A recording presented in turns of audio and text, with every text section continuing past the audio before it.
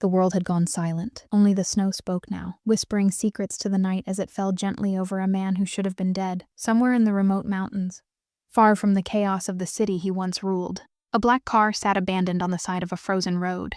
Its doors hung open, one light still flickering weakly through the storm. And beneath that cold, pale glow lay him, the man they used to call the Wolf of New York. Blood stained the snow around him, spreading like a dark halo. His breath came in short, ragged bursts, each one weaker than the last. A gunshot wound to the chest, another through the shoulder. No witnesses, no mercy. His empire, his enemies, his sins, all of it had finally come for him. But fate has a strange sense of timing. Hours passed. The storm grew harsher, the temperature dropping below freezing. The world was ready to bury him. Yet somewhere, through the heavy white blur, a faint sound emerged. The creak of old boots against ice. The quiet rhythm of someone walking toward him. She didn't belong here. A girl, maybe 20, wrapped in an oversized coat, her breath fogging in the cold. She was carrying a lantern and a basket of firewood, heading home to the tiny cabin she shared with her grandmother. And then she saw him, a shadow half buried in the snow, a streak of red cutting through the white. At first she thought it was an animal. A wounded deer, maybe, but when the wind shifted, and she saw the faint shape of a man's hand reaching out, everything inside her froze. She dropped the basket. The firewood scattered. The man was still breathing, barely. His eyes opened for a moment, dark, wild, and full of something that wasn't just pain. There was power there, even in his dying gaze, a presence that didn't fit the silence of the snow. She hesitated. She should have run. Anyone else would have. But something in that moment, maybe instinct, maybe fate, pulled her closer. She knelt beside him, her hands trembling as she pressed a piece of her scarf against his wound. The heat of his blood soaked through instantly, bright against the cold fabric. "Don't talk," she whispered. Though he hadn't said a word, somewhere deep in his chest, a low sound escaped, and not quite a groan, not quite a growl. The wolf was still alive, and in that single act, a stranger choosing to save a man the world wanted dead, everything began to change. The night stretched on.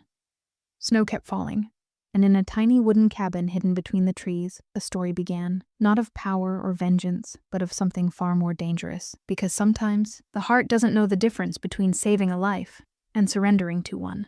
The cabin was small, barely more than a few wooden walls and a stubborn old stove, but inside, the air was heavy with warmth and the faint crackle of fire. Elena sat near the hearth, her hands trembling as she wrung out a blood-soaked cloth into a basin. The sound of the water dripping echoed through the silence like a heartbeat.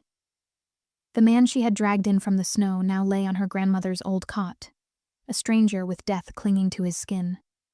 His shirt had been cut away, revealing deep wounds across his chest and shoulder. The bandages she'd wrapped around him were already turning crimson. She'd done what she could, stitched the worst of it, stopped the bleeding, but even now she didn't know if he'd live until morning. Elena looked at him again. His face was hard, sculpted yet haunted, sharp lines beneath the dim firelight, a jaw set like he'd clenched it through storms far worse than this one. His dark hair was still damp with melted snow. A faint scar ran from his temple down to his cheek, old, pale, and deep enough to speak of violence long before tonight. There was something unnatural about his stillness. Even unconscious, he looked powerful, dangerous.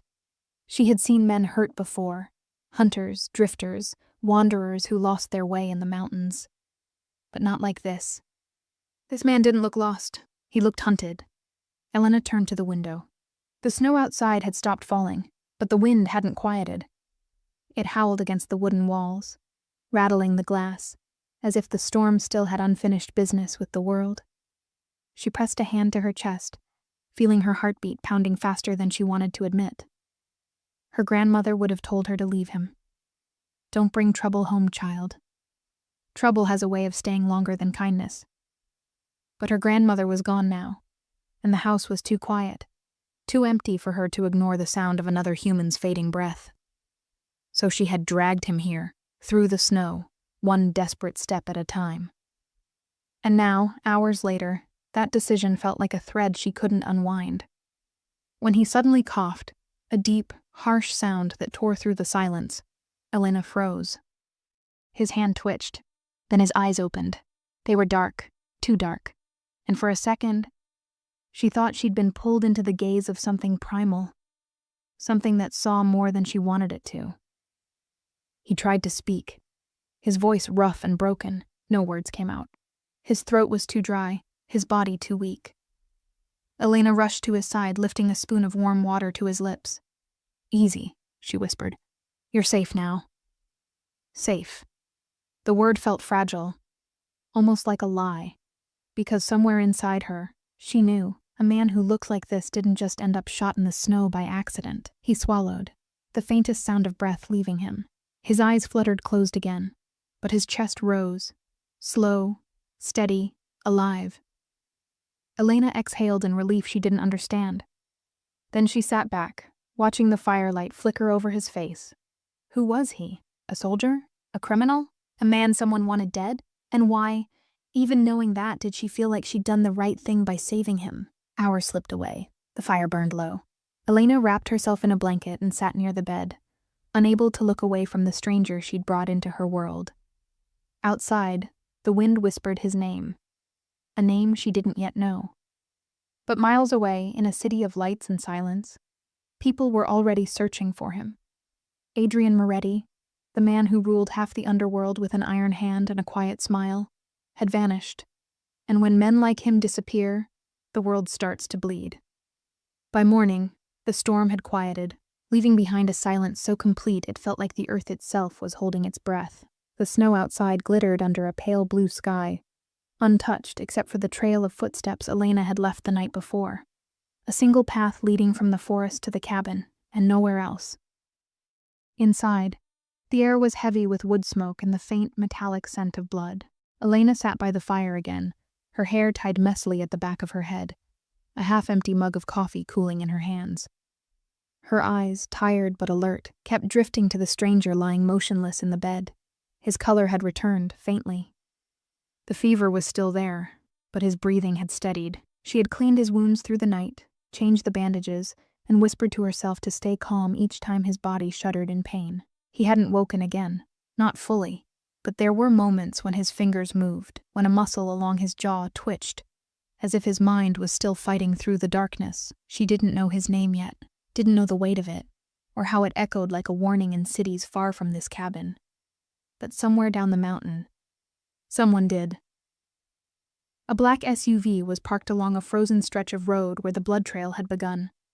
3 men stood around it, heavy coats, black gloves, guns holstered under their jackets. Their breath came out in clouds, mingling with the smoke of cigarettes burning between calloused fingers. "He couldn't have gone far," one of them muttered. "He was bleeding out," the other smirked. "If he's not dead, he will be soon.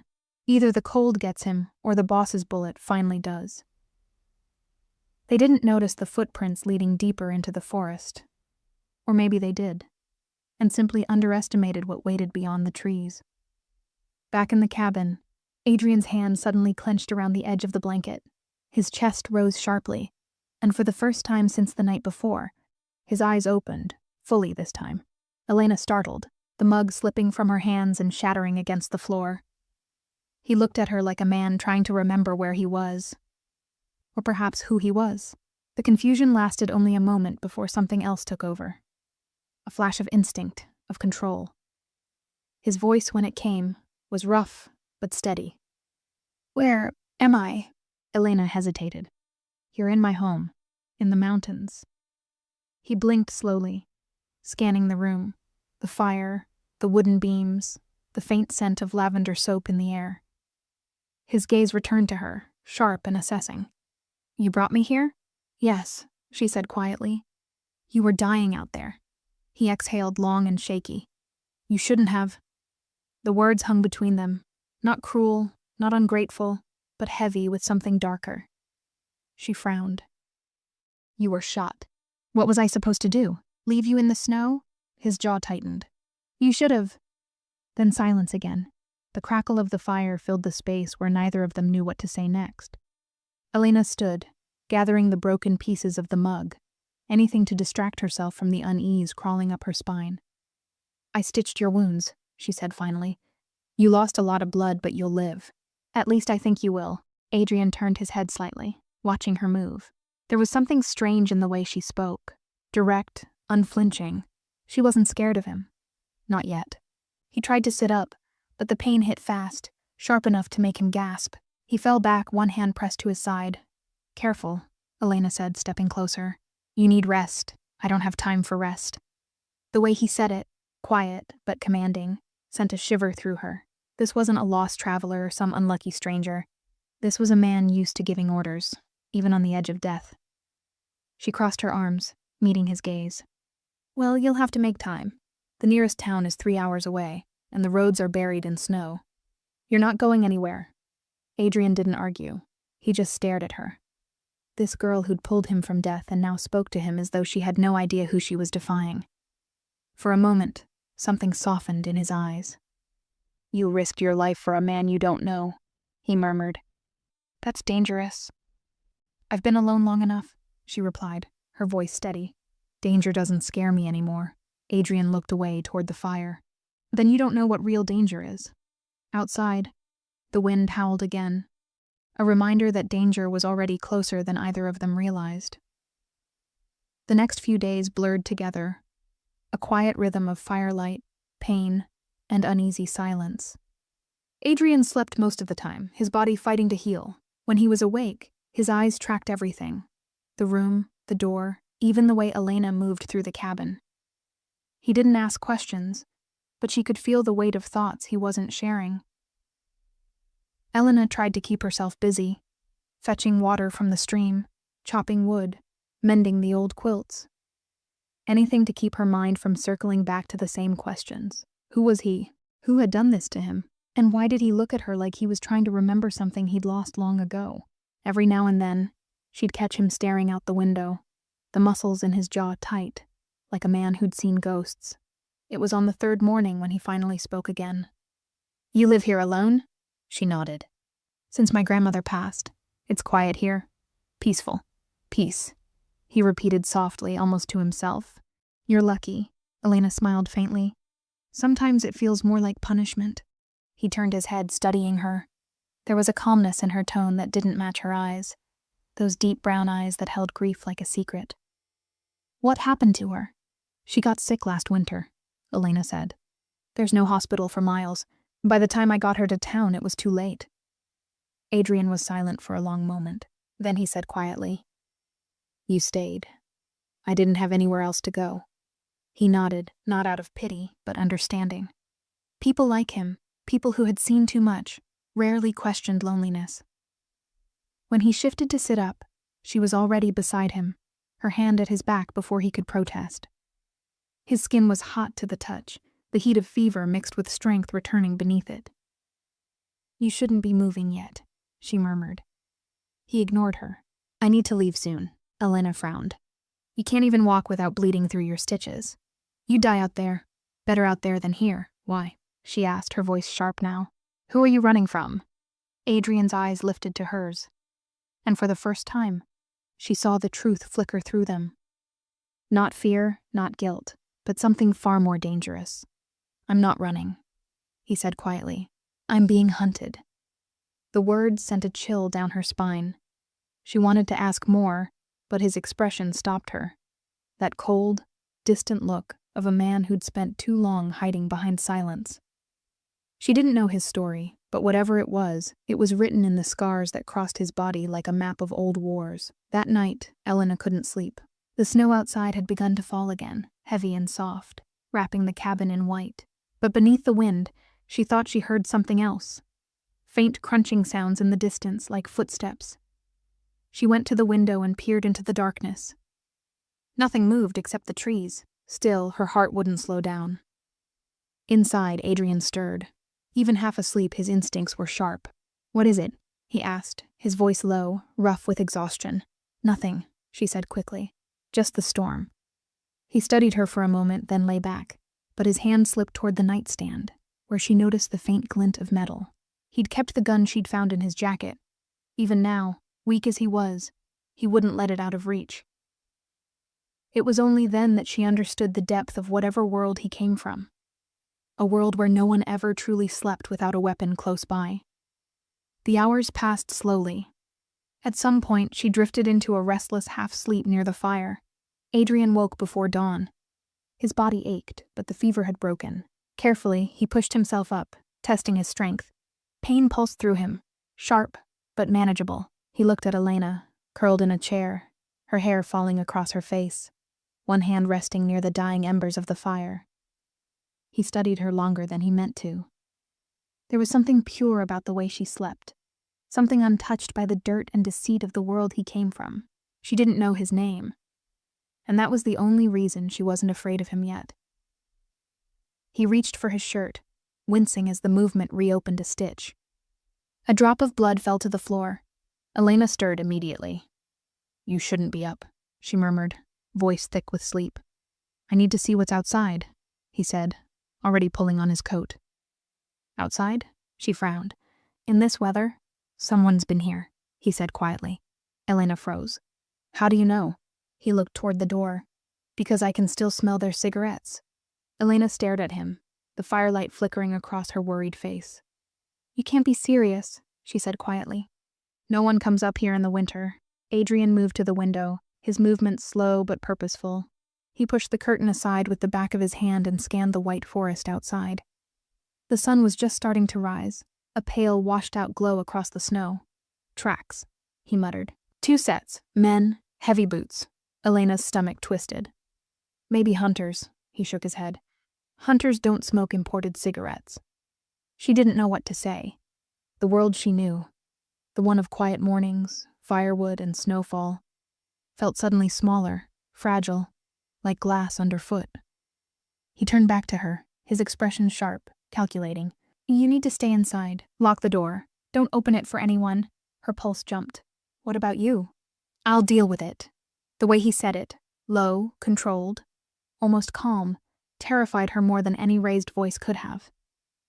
He moved across the room, steady despite the weakness in his steps, and began to check the few things she owned. The axe by the door, the old hunting rifle mounted above the hearth.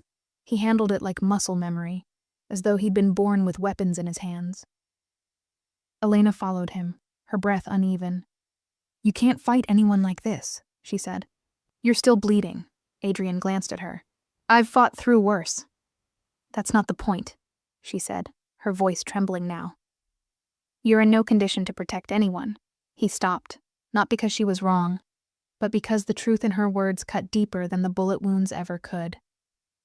For the first time since he'd opened his eyes, Adrian looked uncertain. Not weak, not afraid, just momentarily stripped of the armor he always wore. "Elena," he said softly. "If they find me here, they'll kill me, and they won't leave witnesses." Her heart stopped. "Witnesses?" He held her gaze, his voice barely a whisper. "You shouldn't have saved me." The silence that followed was heavier than any storm. The fire cracked, a single log splitting in two. Elena looked at him, this man with death in his eyes, who spoke like he'd already buried his own soul, and felt something shift deep inside her. "I don't regret it," she said. He stared at her, surprised by how steady her voice was. "You think I'm afraid of dying," she continued. "I've already lost everything that made life easy to live. If this is where my choice leads, then fine. But I won't apologize for saving someone's life." For a moment, neither spoke. The only sound was the wind outside, and something unspoken stretching between them, fragile but alive. Then Adrian stepped closer, his expression unreadable. "Do you always talk to strangers like this?" She met his eyes without flinching. "Only the ones bleeding on my floor."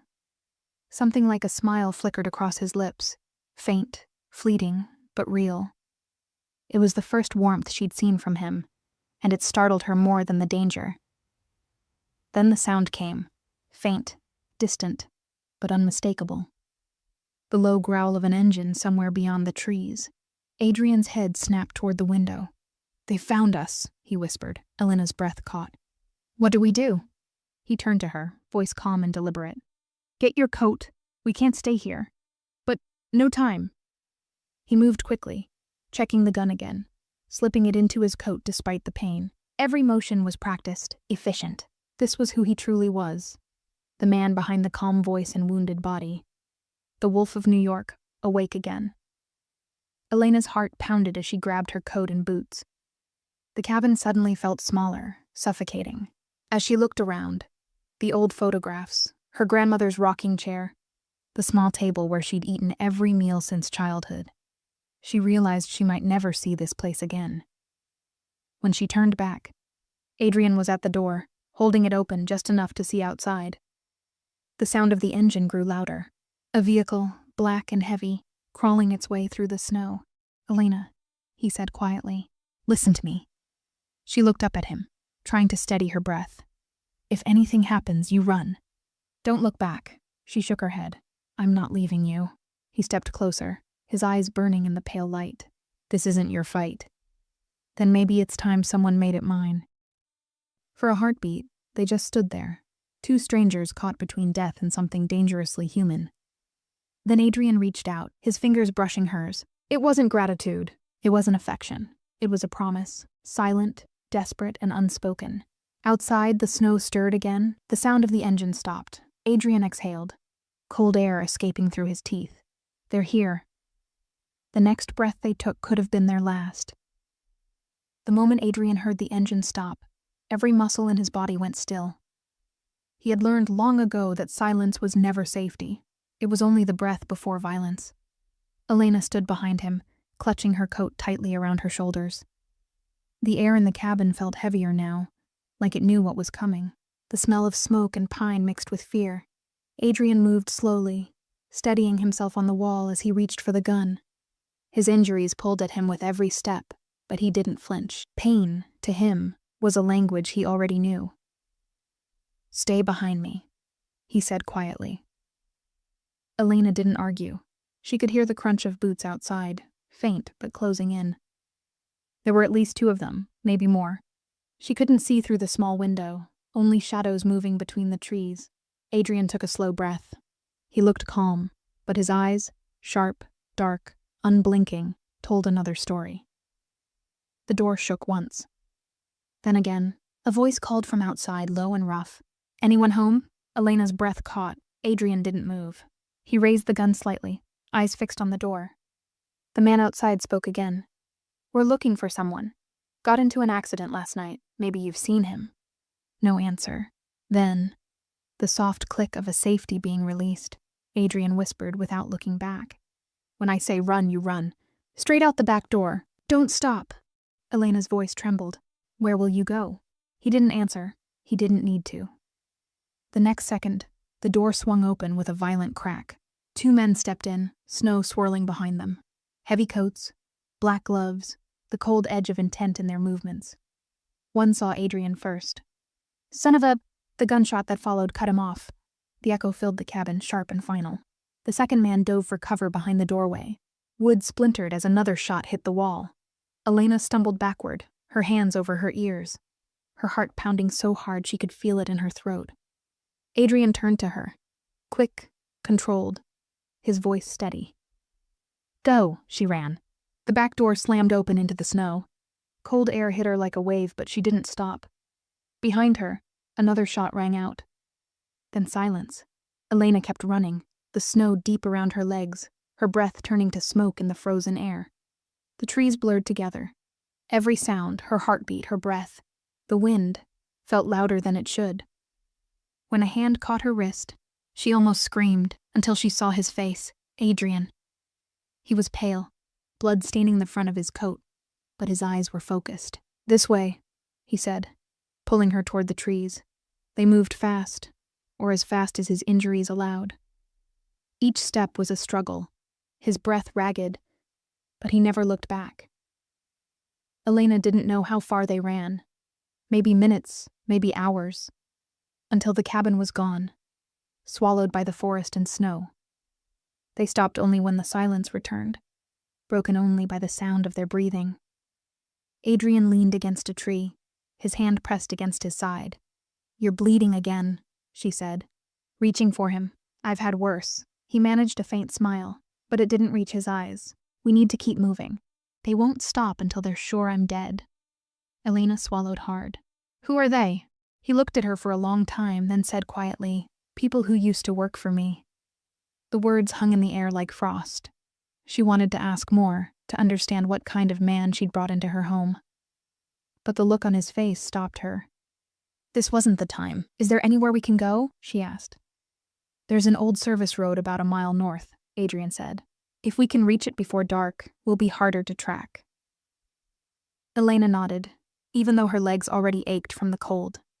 She wasn't built for running, but she kept pace beside him. Every so often, Adrian would glance at her, at the way she moved without complaint, at the determination in her eyes. She wasn't part of his world, and yet she wasn't afraid to walk through it. When the snow began to fall again, light and slow, Adrian stopped to catch his breath. He sank to one knee, pressing a hand to his wound.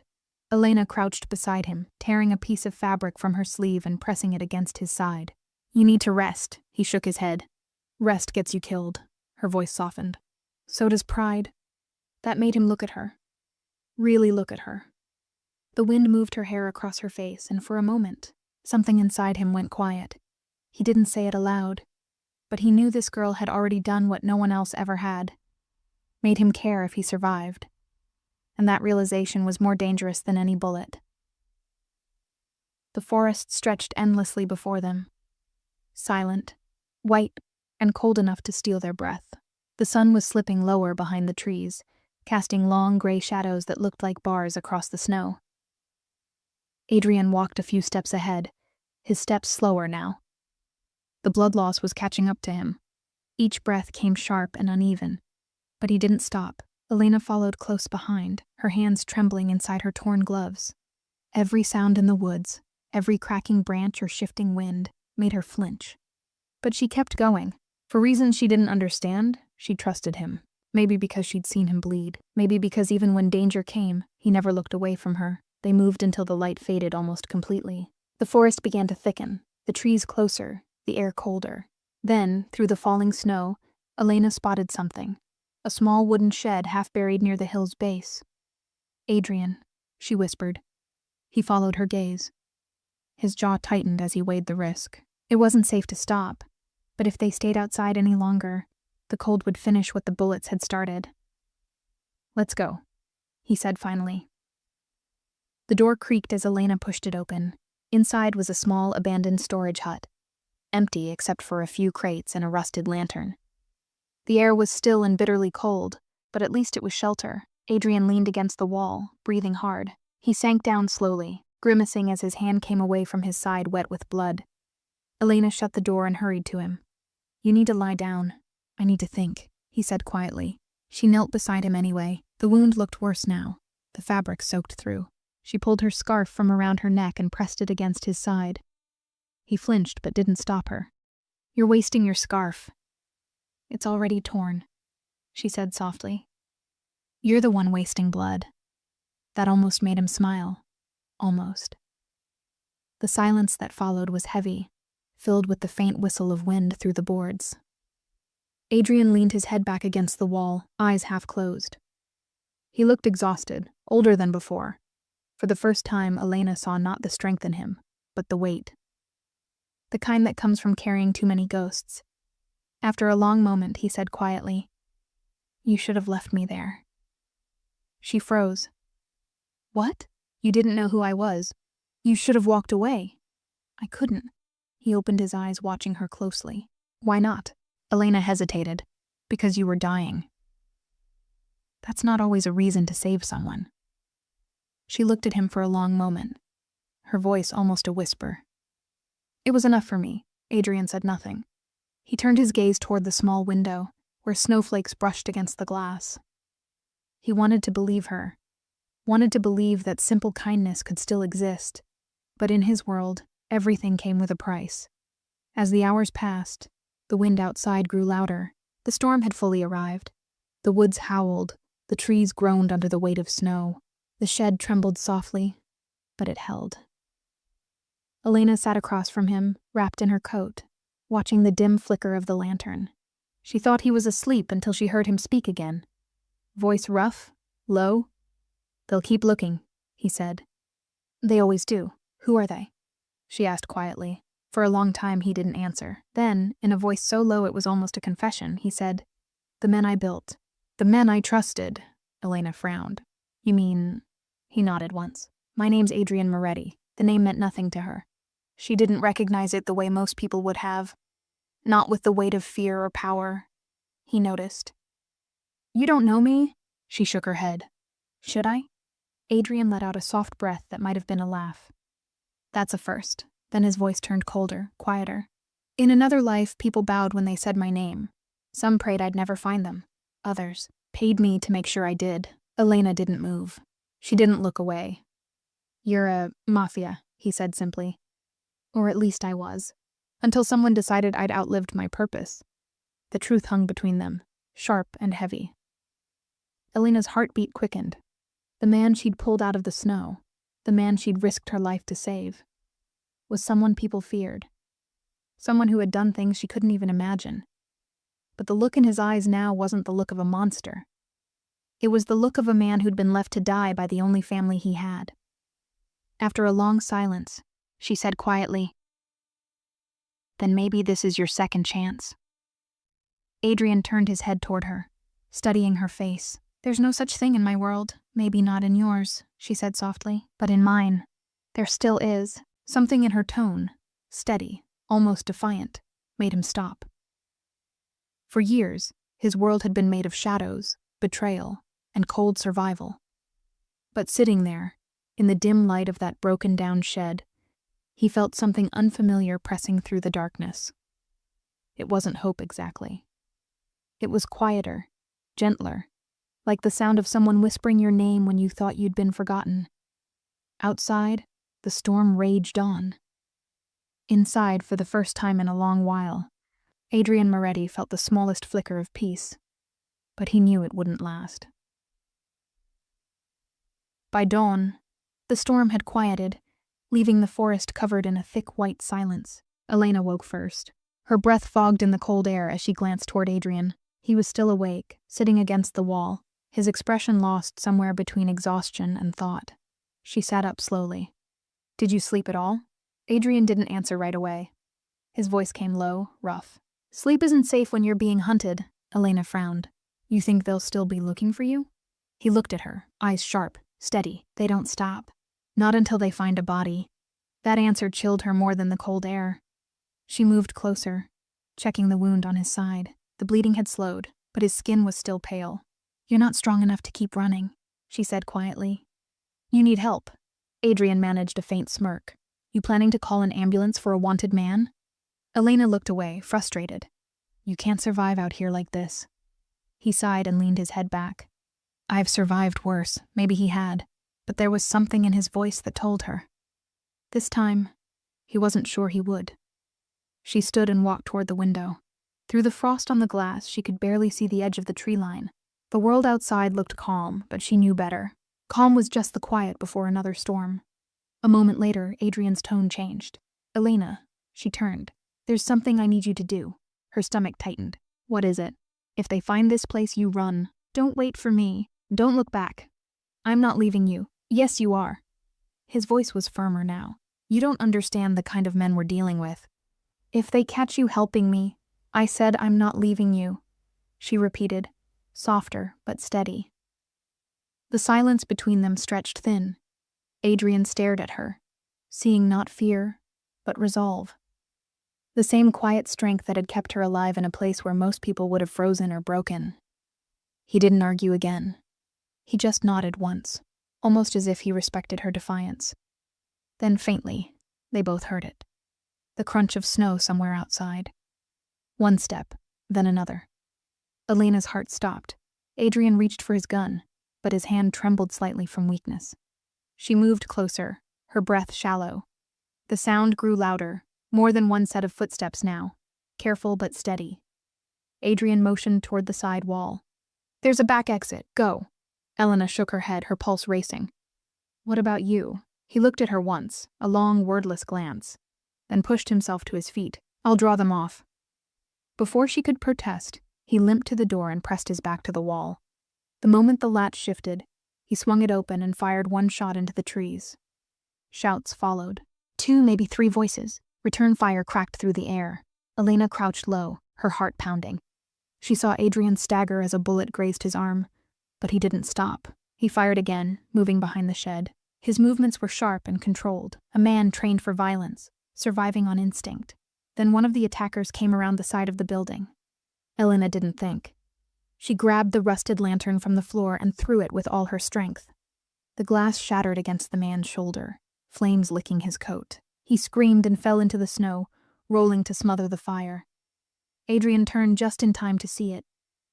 A quick, stunned look, then a flicker of something like pride. "Elena, move," he shouted. She ran toward him, and together they disappeared into the trees again. For several minutes, all that existed was the sound of their breathing and the snow crunching underfoot. The forest blurred past them. Branches scratched their faces. Snow weighed heavy on their clothes, but neither stopped. Finally, when the gunfire had faded behind them, they collapsed near a frozen stream. Adrian leaned against a fallen tree, his breath ragged. Elena knelt beside him, shaking, her face flushed from cold and adrenaline.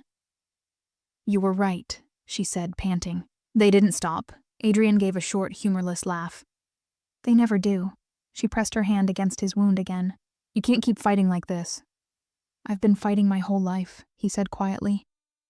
"It's the only thing I know how to do." There was no anger in his tone, no self-pity. Just truth. Elena sat beside him, pulling her knees close. The world around them was so still, it felt like time had stopped. Finally, she whispered, "If they want you dead so badly." "Why?" Adrian didn't answer immediately. He stared at the horizon, where the snow met the gray morning sky. "Because I stopped being useful," he said finally. "Because I made enemies when I tried to walk away." Elena turned to him. "Walk away from what?" He looked at her, eyes dark and tired. "From a life that eats people alive."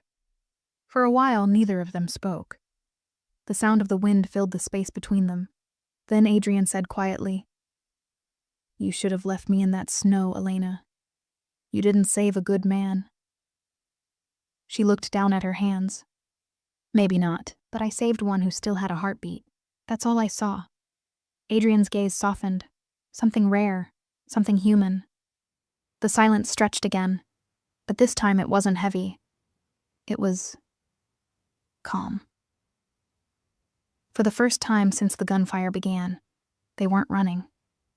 But far away, through the still air, came the faint sound of an engine. They both looked up. The hunt wasn't over. It was only getting closer. The sound of the engine grew louder, echoing faintly through the trees. It wasn't close yet, but it was moving toward them, steady and relentless, like something that had already chosen its prey. Elena turned to Adrian. They found the trail. He nodded slowly, pushing himself upright with effort. His face was pale, lips tight with pain. Every movement looked like it cost him something. "We can't outrun them much longer," she said. "I know." His voice was calm. Too calm. "There's a hunting cabin a few miles east. I used it once, a long time ago. If it's still standing, we can make it before nightfall." Elena looked at him, realizing he was guessing more than remembering, but she didn't argue. She just helped him to his feet. For the next hour, they moved through the snow in silence. The wind had died, but the cold felt sharper now, biting through their clothes. Adrian's steps were uneven. Every few minutes he'd stumble slightly, then steady himself again. Elena stayed close, sometimes slipping an arm under his when he faltered. She didn't say anything. She just kept walking. The forest began to thin, opening into a narrow valley. The snow here was untouched, smooth and white, but their footprints left a trail behind them, a map for anyone who might be following. Adrian stopped, breathing hard. His voice came low. "We need to cover our tracks." Elena glanced back at the line of prints stretching behind them. "How?" He pulled off his coat and started brushing snow over the trail with his sleeve. "Like this. Slow them down." Elena did the same, though her fingers had gone numb. She didn't complain. She just worked beside him until the prints faded into the white. When they started moving again, she noticed his pace slowing more. His strength was failing. She could see it in the way his shoulders slumped and his head dipped lower. "Adrian," she said quietly, "we need to stop." He shook his head. If we stop, we freeze. You'll collapse before we reach anywhere safe. He didn't answer. He just kept walking until his legs finally gave out beneath him. Elena caught him before he hit the ground. Adrian! He leaned against her, breath ragged, sweat freezing against his skin. I just need a minute, he whispered. But she could see it, the exhaustion in his face, the tremor in his hands. He was running on nothing but willpower now. Elena looked around desperately. Then, not far ahead, she spotted a dark shape half buried in the snow, an old cabin, slanted to one side, smoke blackened from years ago. Come on, she said. Just a little more. He barely managed to stand, but with her shoulder under his arm, they made it. She pushed the door open. The wood creaked, but it held. Inside, the air was stale but dry. She guided him to a corner and lowered him gently to the floor. His coat was soaked, his skin cold to the touch. Stay still, she said, her voice shaking. You're burning up. Adrian gave a faint smile. I thought I was freezing. Don't talk. She searched the cabin quickly, finding an old blanket, some tools, and a cracked metal stove. Miraculously, a few pieces of firewood were still stacked beside it. She knelt, her hands trembling as she struck the first match. The fire came slowly, the tiny flame catching the edge of the wood. When it finally lit, a faint orange glow filled the room. Elena turned back to him. He looked worse now, his eyes half closed, breathing shallow. She knelt beside him, pulling off his gloves, pressing her hands to his cheeks to warm him. Hey, she said softly. Stay with me. He opened his eyes slowly, meeting hers. You should go. I'm not leaving you. His gaze searched her face for a long moment, then drifted toward the flickering fire. You don't understand what happens to people who help me. Then they'll have to go through me, too, she whispered. Adrian almost laughed, a quiet, broken sound. You don't even know who I really am. I don't need to. The firelight flickered across his face, softening the hard lines that life had carved there. He looked tired, not just from the night, but from years of surviving a world that never gave second chances. Outside, the wind picked up again, faint but rising. Somewhere far off, an engine revved. Elena heard it. She stood and looked toward the window. The sound was distant, but closer than before. They're coming, she said. Adrian didn't move. They won't stop until they find me. Then they'll have to find an empty cabin. He frowned weakly. What are you saying? She crossed the room, throwing a few snow-covered blankets near the door. There's a path behind the hill. If I can draw them off— No, he interrupted, his voice rough but firm. You can't. You don't get to decide this, she said, turning to face him. You've been fighting alone for too long, Adrian. Let someone else take a turn. He stared at her, breathing unevenly. You'll get yourself killed. Maybe. But not doing something would feel worse. The silence between them stretched. Finally, he looked down, his voice quiet. You're not built for this world, Elena. She stepped closer. Then maybe your world needs to change. Outside, the engine roared again. Closer now, Elena glanced toward the fire, then back at him. If they find this place, they'll think you're inside. You have to move now. Through the back. Adrian hesitated. You really think you can fool them? I think I can buy you time. He watched her for a long moment. Then finally he nodded once. You're braver than you should be, she smiled faintly. So are you. He took one last look at her, a look filled with everything he couldn't say, then pushed himself to his feet. As he slipped out the back, Elena turned toward the fire and threw a blanket over it, letting the smoke rise just enough to look real. Then she stood by the door, listening. The sound of approaching vehicles grew louder, and for the first time since that night began, Elena wasn't afraid. She was ready. The night was a living thing, full of wind, cold, and danger. Outside, the rumble of engines broke through the silence like thunder rolling over the snow. Headlights cut across the trees, searching, hungry. Inside the cabin, Elena stood completely still. Her heartbeat was the only sound she could hear, steady, loud, refusing to calm. Adrian was gone, somewhere beyond the hill, lost in the dark. She'd told him to go, but now that he was gone, the emptiness felt unbearable. The first vehicle stopped just outside. Doors slammed. Voices carried through the cold. "She's here," one of the men called. "The fire's still burning." Elena took a breath, forcing her fear down into something quieter, something she could control. She picked up the small iron poker from near the stove and pressed herself against the wall, hidden by the shadows. The door creaked open. Snowlight spilled in. 3 men stepped inside, dressed in black, rifles ready, faces hard. One of them, tall, with a scar down his cheek, looked around the room. His voice was low, confident. "He's close.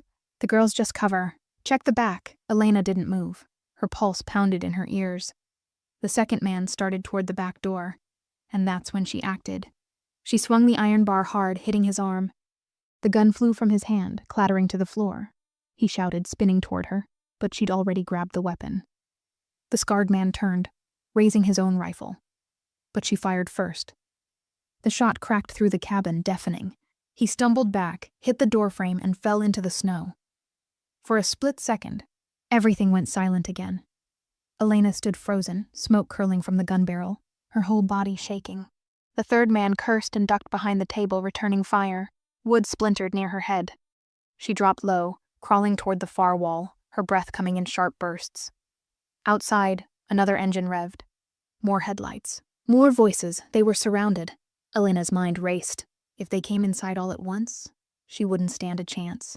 But if she could make them believe Adrian was still here... She moved quickly, kicking over a chair, dragging a coat toward the doorway. The noise echoed just enough to make it sound like movement from another room. A shout came from outside. "He's still in there! Go!" 3 more men stormed in. The confusion worked for a moment, long enough for Elena to dive behind the fallen table. Gunfire erupted. The sound tore through the night. Through the chaos, she thought she heard something else. A single, distant gunshot from the trees. Then another, and then, through the storm, a shadow moved, Adrian. He came from behind the cabin, silent as a ghost, gun steady in his hand. His face was pale. Blood streaked across his sleeve, but his eyes were cold and focused. 2 of the men turned toward him too late. He fired once, then twice more. Both dropped into the snow before they could react. Elena pushed the door open and stumbled outside, the cold biting into her skin. "Adrian!" He caught her arm, pulling her close, his breath visible in the freezing air. "Are you hurt?" "No, you shouldn't have come back." He gave a faint, humorless smile. "You didn't really think I'd leave you, did you?" Another shot rang out when close. Adrian turned, pulling her down behind the side of the cabin as bullets hit the wood above them. "Stay down," he said. "I'm not letting you fight them alone." She shot back. His eyes met hers, steady, dark, full of something fierce and unspoken. Then he handed her the second gun. "Then don't miss."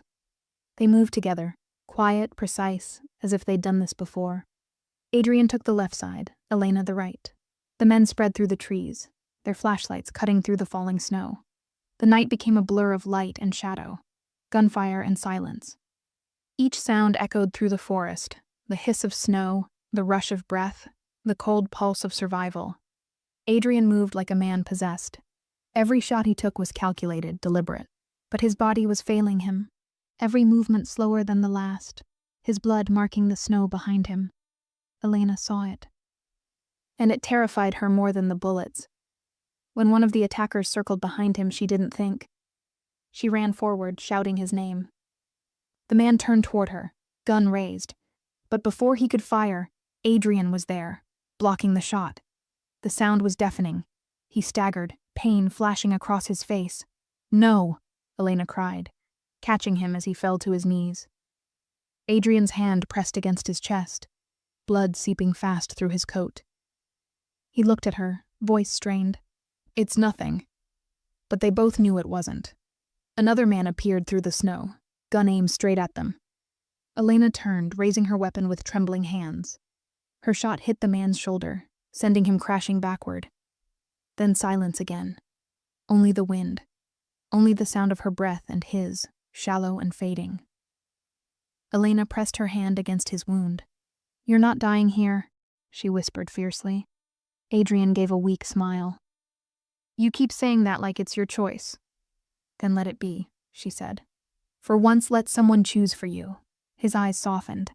Despite the pain, despite the chaos, there was a strange peace in his face. The kind that comes when a man realizes he's finally not alone. He lifted his hand, brushing her cheek. His voice was barely a whisper. You're going to get yourself killed, Elena. Then I'll be in good company, she said. The wind howled through the trees again, louder this time. But it wasn't just wind. It was engines. Dozens of them. The forest lit up with headlights. They weren't done. Not yet. The woods exploded with light. Dozens of beams cut through the falling snow. White, blinding, merciless. The low hum of engines swelled into a roar, echoing through the frozen hills. Elena tightened her grip on Adrian's arm, trying to pull him toward cover. His steps faltered, heavy, uneven. He was bleeding too much. Adrian, stay with me, she whispered, her voice trembling with cold and fear. He stumbled, but didn't stop. Keep moving. Don't look back. They slipped between the trees, their breath visible in the icy air. Behind them, voices shouted orders. Sharp, cruel, confident. Fan out. They're both here. Branches whipped against Elena's face as she pushed through the snow. Her boots sank deep, slowing her down. Adrian's body leaned against hers for support, heavier with every step. The slope ahead was steep, the ground uneven, but she didn't care. She just had to keep him upright, keep him breathing. Then, a voice. Cold, familiar. Too close. Well, it said, echoing through the trees. If it isn't the ghost himself. Elena froze. Her blood turned to ice. A figure stepped from behind a tree, tall, broad, his coat dusted with snow. His voice carried the calm arrogance of a man who never missed his mark, Marco Vitali. Adrian's most trusted lieutenant once, until the betrayal that left him shot and abandoned in the snow. Adrian's eyes lifted, slow and full of quiet fury. You. Marco smiled, stepping closer, gun loose in his gloved hand. You should have stayed dead, boss. It would have saved everyone a lot of trouble. Elena instinctively stepped in front of Adrian, shielding him. You don't have to do this, she said, voice shaking but steady. Marco tilted his head. Don't I? His gaze flicked over her. You must be the little nurse who pulled him out of the dirt. Brave, stupid, but brave. She didn't answer. Adrian's hand pressed lightly against her arm. Elena, step back. I'm not leaving you, she whispered. Marco chuckled, dark and amused. Touching. He bleeds all over your cabin, drags death to your doorstep, and you think it's love. He took another step forward. Adrian's voice was low, rough, but still carried the weight of command. You should have known better than to betray me, Marco. You think they'll ever follow you? You're just another man hiding behind my name. Marco's expression hardened. Your name? You lost that the night I found you in the snow. He raised his gun, slow, deliberate, aiming for Adrian's head. Elena didn't think. She lunged forward, shoving Marco's arm upward. The gun went off, the shot echoing through the woods. Snow burst into the air. Adrian dropped to one knee, the sound of the gunfire ringing in his ears. Elena fought for the weapon, grabbing Marco's arm with everything she had. He twisted, throwing her into the snow, but she held on. They rolled, struggling for control. Adrian tried to raise his gun, but his vision blurred. His strength was fading too fast. Marco pinned Elena down, fury blazing in his eyes. You should have stayed out of this. Adrian's voice cut through the wind, hoarse, raw. She's the reason I'm still alive. And then, a single shot. Marco froze. His eyes widened. For a second he looked confused, as if he couldn't believe what had just happened. Then he fell, face first into the snow. Behind him, Adrian's hand still gripped the gun, smoke rising from the barrel. His arm trembled violently, but his aim had been true. Elena pushed herself up, gasping. Her hands were shaking, her heart pounding so hard it hurt. She crawled toward him. Adrian. Hey, look at me. He tried to speak, but the words caught in his throat. Blood stained his lips. His gun fell from his hand, sinking into the snow beside him. She pressed her hands against his chest, trying to stop the bleeding again. You're not dying. Not after everything. He exhaled, slow and ragged. You always say that. Tears burned in her eyes. Because I mean it. For a long moment, neither of them spoke. Only the sound of the storm, the whisper of wind, the slow fall of snow, the quiet hum of something ending and beginning at once. Then, distant sirens. Faint but real. Elena looked up, confused. Who? Adrian gave a weak, broken smile. I called them. Before I came back, her eyes widened. You what? He coughed, a small laugh breaking through the pain. Didn't think I'd die without a plan, did you? The sound of engines grew louder. Red and blue lights flickered through the trees. But not all the headlights were sirens. Half of them belonged to black cars. Familiar. Sleek and deadly. Adrian's allies. His old crew. Elena looked around, realization hitting her like a shock. You brought them here. Adrian's gaze softened. Not all debts are settled in blood. The woods filled with men, some in uniform, some not. Weapons raised, voices shouting orders. The world spun into motion again. Elena stayed beside him through it all, her hand still pressed to his wound, refusing to let go. Through the flashing lights, through the chaos, Adrian's eyes found hers again. You saved me twice, you know. She shook her head, tears falling freely. You would have done the same. He smiled faintly. That's what scares me.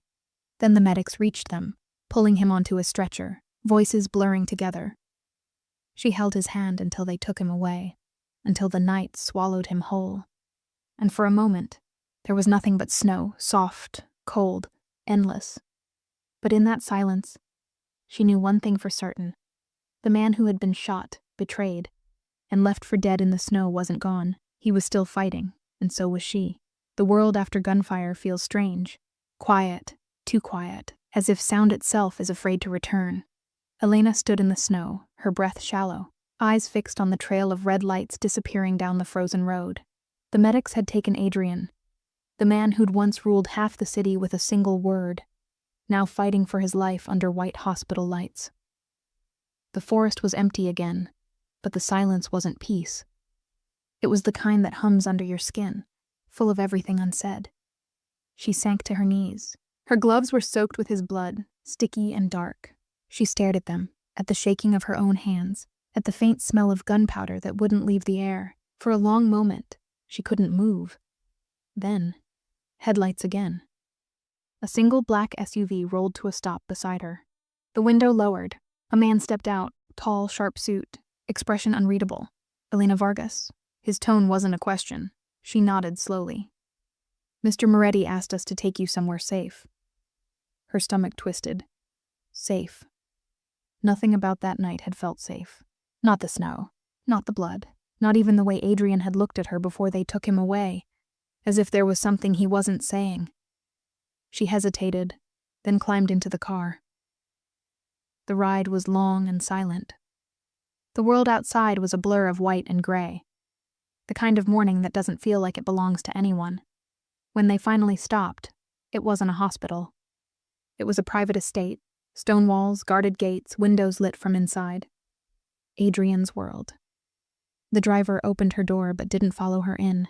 Inside, warmth hit her face, firelight, soft and golden.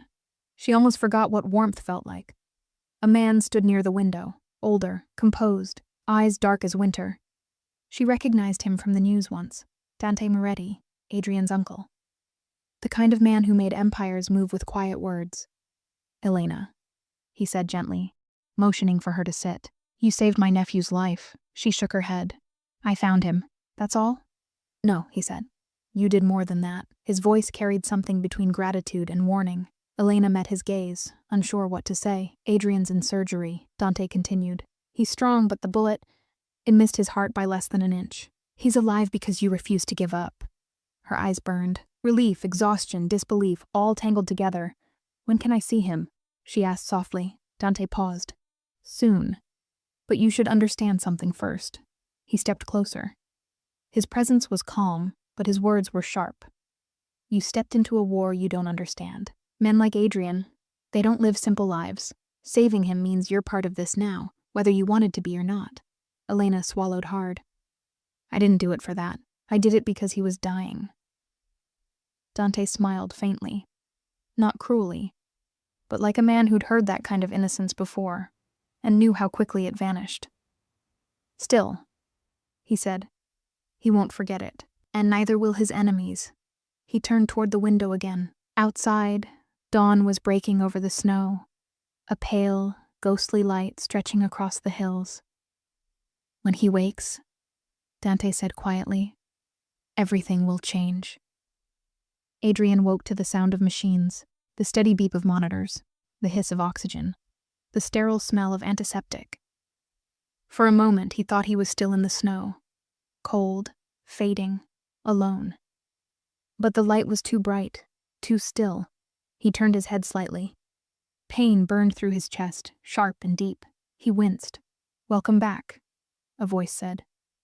He blinked until the shape beside his bed came into focus. Dante. Adrian's throat was dry. "How long?" 36 hours, Dante replied. "You almost didn't make it." Adrian's gaze drifted to the IV line in his arm, the bandages on his chest. "Where is she?" Dante didn't answer right away. "Safe, for now. Adrian's voice was weak but edged. "She drew blood, Adrian," Dante said quietly. "They saw her face. The Vitali family will want revenge." Adrian's jaw tightened. "They can come for me, not her," Dante sighed. "You can't protect everyone. Not anymore." Adrian turned his head toward the window. The world outside was white and calm, but it didn't feel clean. It felt temporary, like the pause between storms. "She doesn't belong in this," Dante continued. "You know what happens to people who stay close to men like us." Adrian's voice was quiet, but steady. "Then I'll change what happens." Dante studied him for a long moment. "You sound like your father." Adrian's lips curved faintly. "He lived long enough to terrify half of Europe, and died before he could save himself," Dante said. "Don't make the same mistake." He left then, his footsteps soft against the marble floor. The door closed. Silence returned. Adrian lay still, the rhythm of the machines keeping time with the ache in his chest. But somewhere beneath the pain, beneath the haze of medicine and memory, he felt something he hadn't felt in years. Not vengeance. Not fear, hope, and that was dangerous. The snow outside the hospital hadn't stopped falling. It was soft now. Quiet. The kind of snow that covered scars but didn't erase them. Elena stood in the hallway outside Adrian's room, her hands wrapped around a paper cup of coffee gone cold. Nurses passed by in steady rhythms. Machines beeped from behind closed doors. The world felt distant, suspended. For 2 days, she hadn't left the building. She couldn't. Every time she closed her eyes, she saw the blood, the snow, the way he'd looked at her before they pulled him away. When the door finally opened and a doctor stepped out, her heart jumped. "He's stable," the doctor said softly.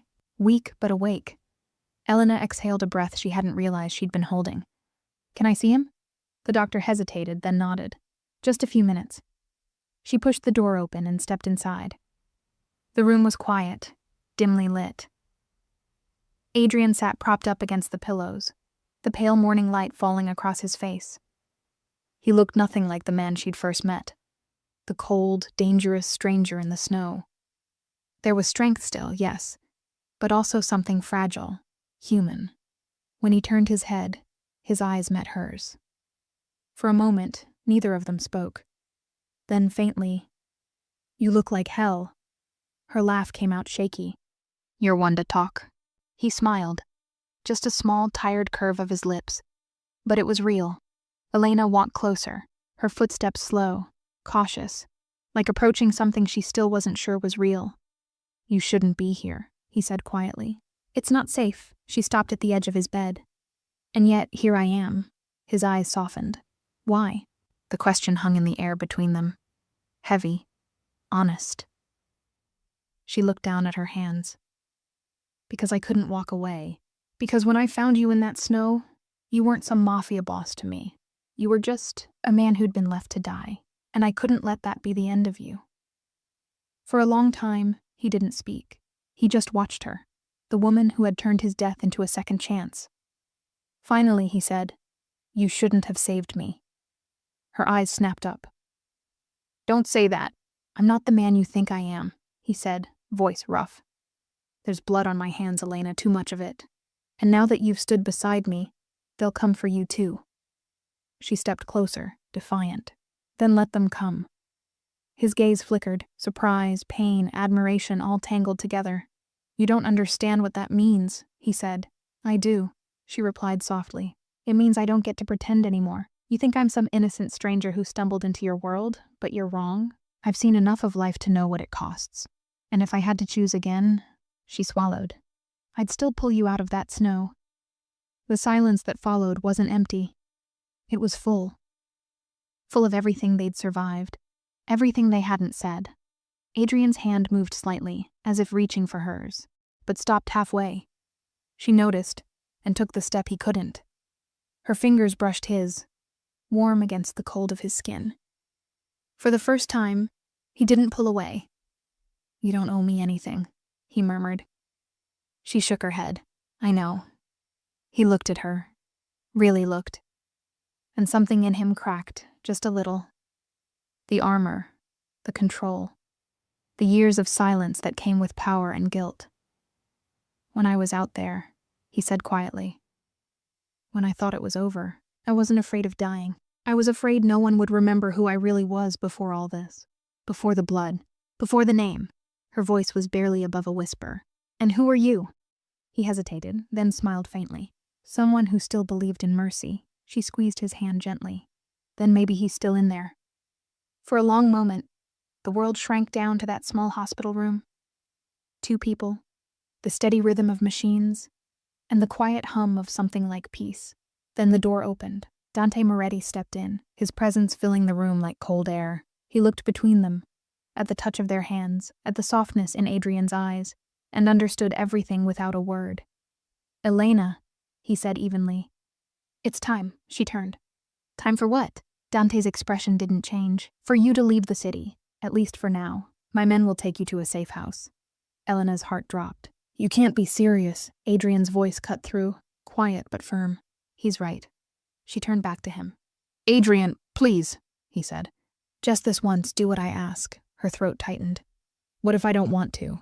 Then they'll find you, he said softly, and I won't be able to protect you. Tears blurred her vision. I don't need your protection. I know, he said, a faint smile ghosting across his face. But I need to give it anyway. There was no argument left in her. Only heartbreak. She leaned down, her forehead resting lightly against his.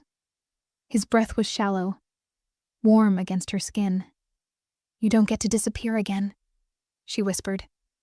I'll find you, he promised, when this is over.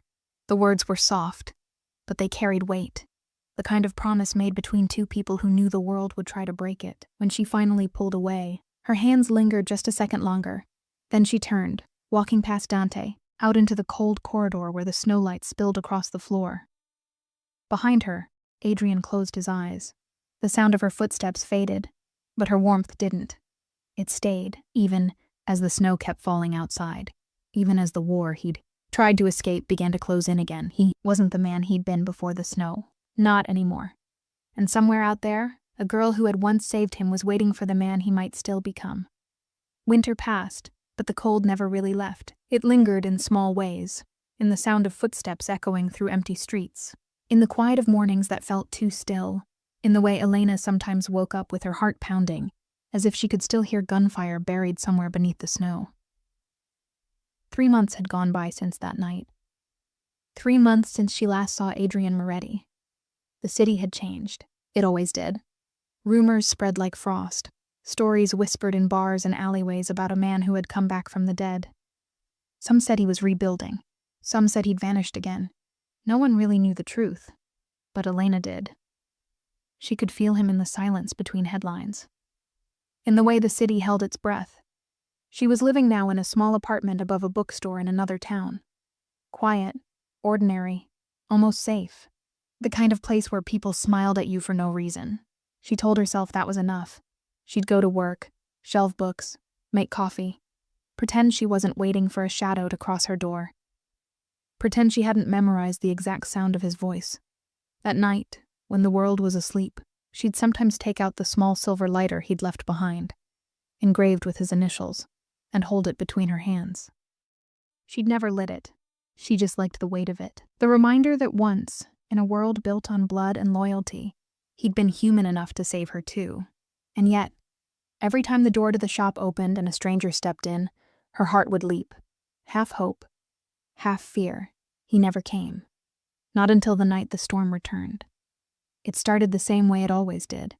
Quiet, steady flakes falling over the rooftops. But something in the air was different. The same electricity she'd felt the night she found him. The same cold that meant something was about to change. She was locking up the store when she heard it. Footsteps behind her.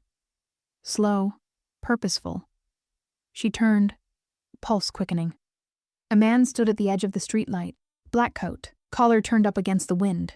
For a second, she thought it was just another stranger, until he stepped forward. Her breath caught. It was him, Adrian, alive, changed, but still him. The same eyes, sharper now, older somehow, the faint scar on his jaw, the same quiet intensity that made the world seem to slow around him. He didn't speak right away. Neither did she. The snow fell between them, soft and endless. Finally he said, "You moved." Her voice trembled. "You found me. I said I would."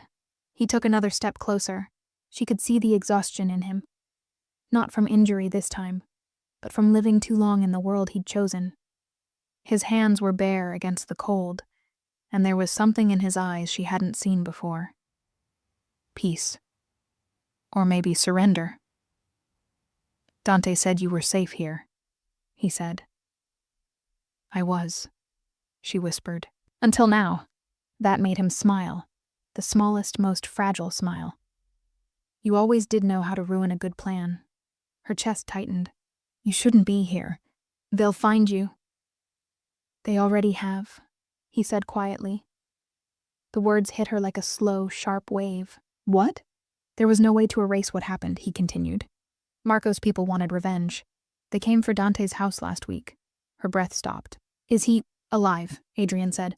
"Barely. But this isn't about him anymore." He stepped closer until the snow between them was only a whisper. "I came here because I couldn't disappear again."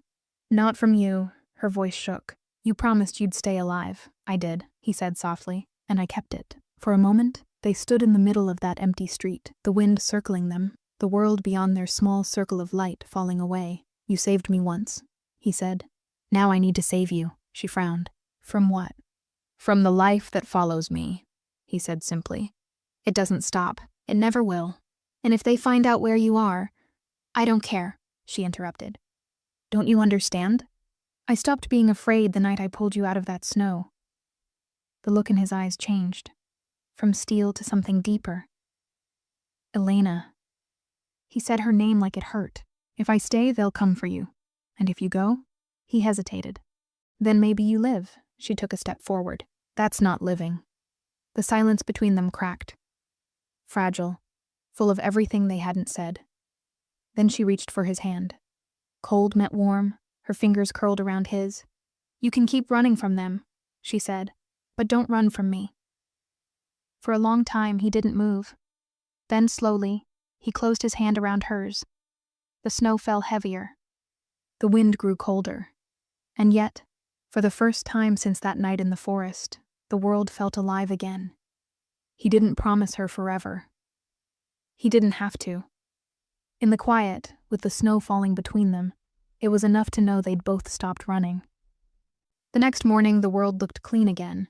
Snow covered everything. The streets, the rooftops, even the shadows.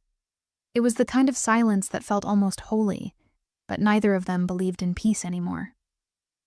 Elena made coffee in the small kitchen, hands trembling slightly as she set a mug in front of him. Adrian sat at the table, his coat draped over the back of the chair, steam curling around the edges of his scarred hands. For a few moments, neither of them spoke. The sound of the wind outside filled the silence like a heartbeat. He finally broke it. "You shouldn't have stayed." She looked up. "You came back. You don't get to tell me to run." He almost smiled, but it didn't reach his eyes. "You think love makes you untouchable?" "No," she said softly. "I think love makes you human." That stopped him. For just a second, she saw it. The man beneath the name, beneath the gunfire and blood. The one who used to dream before the world taught him not to. He looked down at the coffee, then back at her. You have no idea what's coming. Then tell me, she said. Stop protecting me like I'm something fragile. He leaned back in the chair, jaw tight. Marco's younger brother, Lucian, took control. He's not like Marco. He doesn't talk, he doesn't warn. He just destroys. And the first name on his list is mine. Elena's pulse quickened. And the second, Adrian's voice was barely a whisper. Yours. The room went quiet again. But not the kind of quiet that felt peaceful. It was heavy, thick with everything unspoken. So what now? She asked. He met her eyes. We leave, tonight. Where? Somewhere they won't look. Somewhere cold. Somewhere like that night. Her lips parted in disbelief. Back to the mountains? He nodded once. If they want a ghost, I'll give them one. She stared at him, realizing what he meant. You're going to make them think you're dead again. It's the only way you stay alive. Her voice broke. Adrian, last time I thought I lost you. He stood up and crossed the room in 2 strides, pressing his hands gently against her arms. You didn't lose me, he said, his tone steady, firm. You saved me. You gave me something to come back to. But if I stay now, I'll only bring the war here. Tears stung her eyes. Then take me with you. He shook his head. You wouldn't survive that life. Neither did you, she whispered. The words hit harder than any bullet. For a long moment, they just stood there, breathing the same air, suspended between what they wanted and what the world would allow. Then she turned away, wiping her face. You're going to leave again, aren't you? His silence was answer enough. She nodded slowly, forcing herself to stay calm. At least this time I want to be the one who lets go. When she looked back at him, he saw something new in her eyes. Strength. Not the kind that fights with guns or words, but the kind that survives without needing to win. I loved you when you were broken, she said, and I'll love you when you're gone, but I won't let that be all I am. Adrian reached for her hand, but she didn't move. Elena, don't, she said softly. Just promise me one thing. Anything. When this is over, when the world finally forgets your name, remember mine. He didn't answer. He just looked at her like a man memorizing his last light before walking into the dark. That night, he left without a sound. The snow was falling again, thick and endless, swallowing his footsteps before they could be followed. She stood at the window and watched him disappear, his silhouette fading into the white, the same way it had once appeared. For the first time, she didn't chase after him. She let the silence take him, because sometimes love isn't about holding on. Sometimes it's about being strong enough to let the other person survive, even if it means doing it without you. And when dawn came, the first light hit the frost on the window just right, and she swore she could still see him there in the reflection, not gone. Just out of reach, somewhere between life and legend. The world turned silent again. Days slipped into weeks, and weeks into months. The snow melted, the streets thawed, and yet Elena never stopped feeling that chill, the kind that seeps beneath the skin and stays.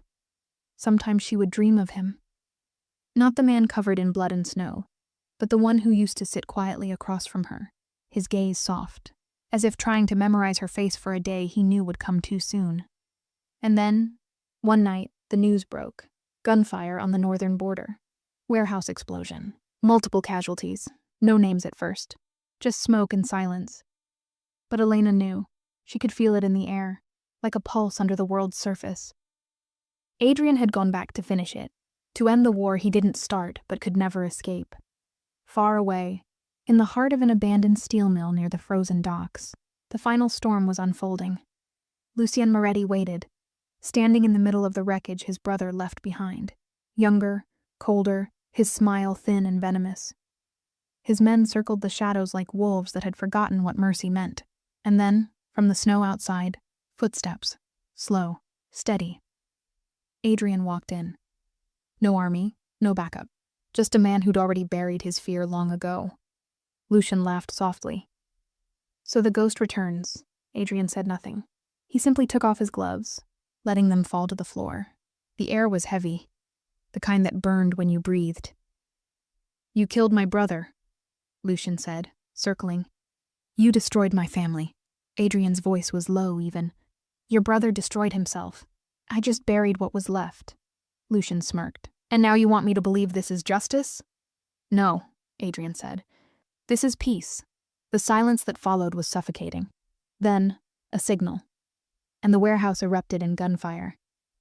Adrian moved like a shadow, calm and precise, each motion fueled by something colder than rage, purpose.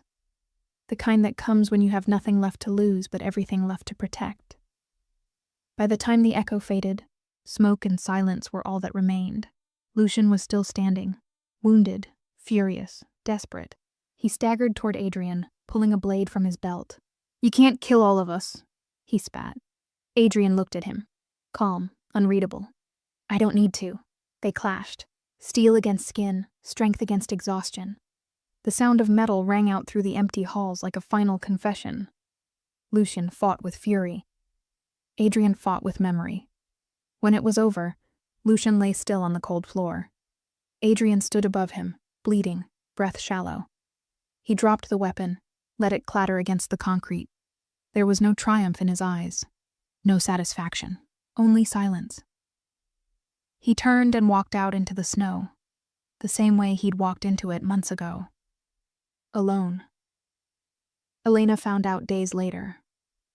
Not from the news. There were no reports, no headlines. Just a letter left in her mailbox, folded and sealed with wax.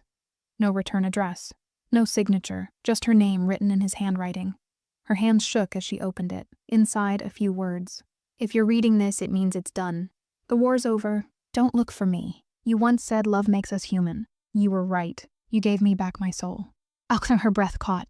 The ink was smudged, as if touched by snow or blood. She pressed the paper to her chest and closed her eyes.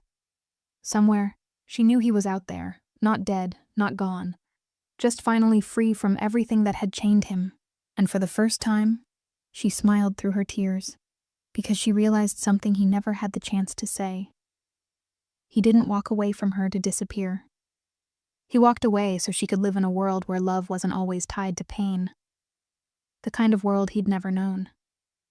That night, Elena went back to the small mountain road, the same, one where she'd once found him bleeding in the snow. It was quiet, still. The wind whispered through the trees like a voice too old to belong to anyone. She knelt down, brushed away a patch of snow, and placed the silver lighter there. His lighter. Exactly where she'd first seen him. The engraving caught the faint moonlight. Then she whispered, "You found your peace. I'll find mine." When she stood, she didn't look back, because some stories don't end with a kiss. Some end with the kind of silence that means survival. And in that silence, love still lives. Not as a memory, but as something eternal. 1 year later, the mountain was silent again. Winter had returned, soft and relentless, covering the old scars of the earth as if trying to erase everything that once bled here. Elena parked her small car at the edge of the forest road and stepped out. The air was colder than she remembered, sharp, clean, almost holy. She stood there for a moment, letting the wind bite at her cheeks, breathing in the scent of pine and frost. It had been 12 months since the letter. 12 months since she buried the lighter beneath the snow, and 12 months since she last said his name aloud. Adrian Moretti. The world had moved on. The newspapers forgot him. The whispers in the city vanished. The Mafia families fractured, rebuilt, renamed, and the ghosts went quiet. But for Elena, time had not erased him. It had simply softened the ache into something deeper. Like the echo of a song that never really fades. She walked through the snow-covered path, boots crunching softly beneath her. Each step took her closer to the place where it all began, where a dying man had become her reason to live. When she reached the clearing, she stopped. It looked different now. Smaller. Emptier. The old cabin was half buried under snow, its roof caved in, its windows blank and dark. But the silence still hummed with memory. She knelt down, brushing away a thin layer of frost. The silver lighter was still there, exactly where she'd left it. The metal was tarnished now, weathered by storms, but the initials remained. A.M. She smiled faintly, tracing the letters with her glove. "I kept my promise," she whispered. "I lived. The wind picked up, swirling snow around her like a curtain. Somewhere deep in the trees, a branch snapped, sharp, sudden, echoing through the woods. Her breath caught. She turned. For a moment, she thought she saw movement. A shadow between the trees. Tall, broad-shouldered, still. Her pulse quickened. "Adrian?" No answer, only the whisper of the wind. She closed her eyes, shaking her head. "You're gone," she murmured. "You have to be." And yet, something in her wouldn't believe it, because she could still feel him, that strange warmth in the cold, that quiet pull in her chest that told her she wasn't truly alone. She stood there for a long time, letting the snow fall against her skin, until finally, she turned to leave. As she walked away, the forest grew quiet again. Then, a faint crunch of footsteps, slow, heavy, deliberate. She stopped. Halfway down the path, heart pounding, behind her, at the edge of the clearing, the lighter's flame flickered once, impossibly alive, before the wind swallowed it whole. Elena turned back, eyes wide.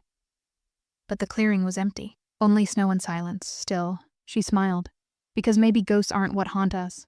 Maybe it's love that refuses to die quietly. She whispered into the wind, "Goodbye, Adrian." But somewhere, deep in the forest, a man's voice, faint, distant, carried by the storm, answered, "Never goodbye. Just until next time." The sound faded with the wind, but her tears came with a smile, because she knew now, some people don't need graves or endings. They live on in the places that change them, in the snow that remembers their touch, in the hearts that keep waiting even when they say they won't.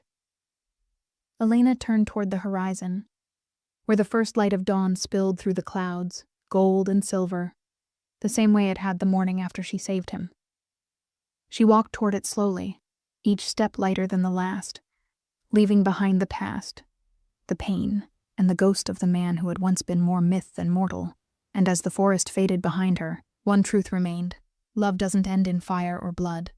It ends in quiet, in the kind of peace that only comes after surviving the impossible. The snow began to fall again, softer this time. And if you stood there long enough, you could swear you saw it. A faint outline in the distance, standing at the edge of the trees, watching her go, alive, silent, and finally free. The storm ended, but their story didn't. Somewhere beyond the mountains, beyond the snow, beyond what the world will ever know, two souls kept their promise in silence. Elena found peace in the ordinary. Adrian found freedom in the shadows, and between them, a love that was never meant to survive. Somehow did, because love isn't always about staying. Sometimes it's about saving, even if that means walking away. He was a man built from violence and loyalty. She was the quiet mercy the world forgot to give him. Together, they wrote something no bullet could erase. A love story born in the snow and buried in silence. But the world of power never truly sleeps. And peace never lasts. Far away, in the heart of the city, a name resurfaces, whispered through corridors of crime and power. Someone new is rising, someone who remembers the night Adrian Moretti disappeared. And as one story fades, another begins, darker, deeper, more dangerous than before. Because in this world, love isn't the ending, it's the weapon. This was Mafia boss shot and left for dead in the snow, until a girl finds and saves him. A story of redemption, survival, and love written in blood and winter. If this story touched your heart, hit subscribe. Stay with us and get ready, because the next chapter begins soon.